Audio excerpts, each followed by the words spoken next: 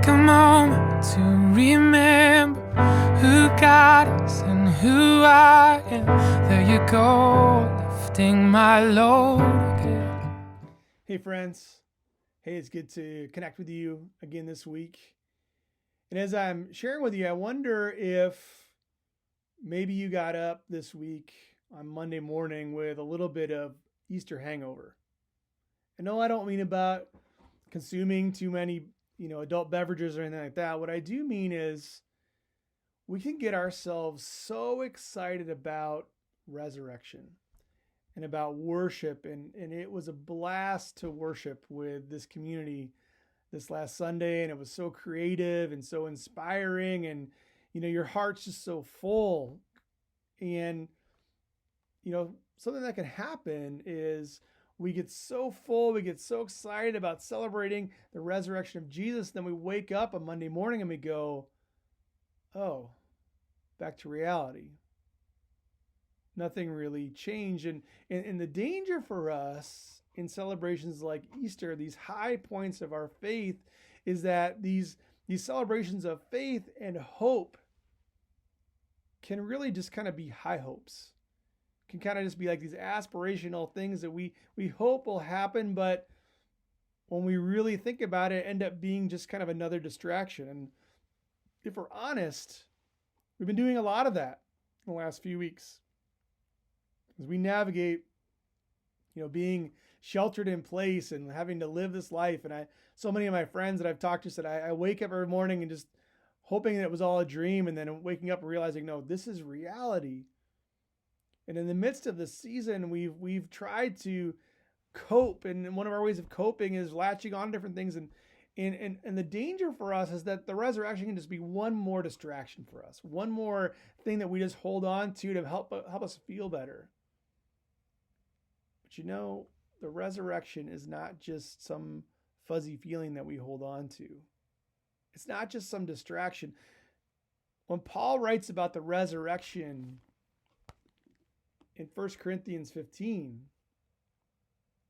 he talks about it as this historical event.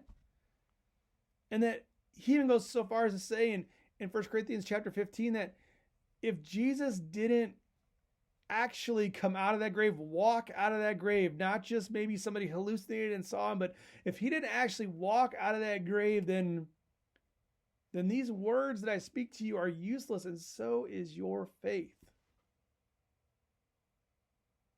So Easter can't just be sort of a fuzzy feeling or sort of a hey hope. It is this moment in time that changed everything. When we talk about holding on to the hope of the resurrection, it isn't just that we hold on to maybe I hope that somehow this works out. It's like, no, when Jesus conquered death and brokenness on the cross, that it changed everything.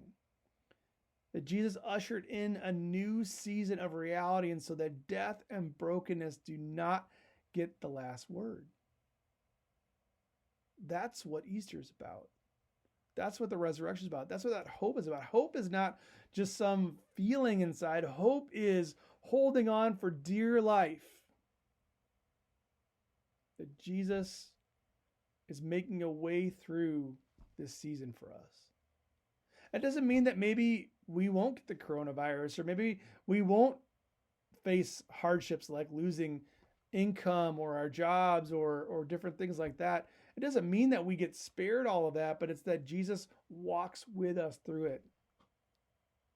Just like the Israelites in Egypt, when all the plagues came, God didn't just move them out of town while that happened. They were right in the middle of it, but God made a way through that situation to something better.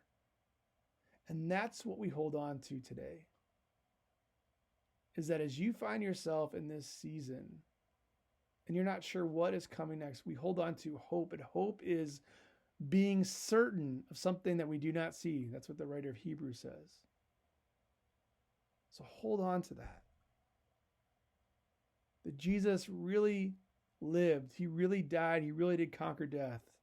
And he walks with us today. So Jesus, help us to hold on to that hope. Remind us each day, God, that you walk with us that you will never leave us, you'll never forsake us, that you lead us through every situation we find ourselves in.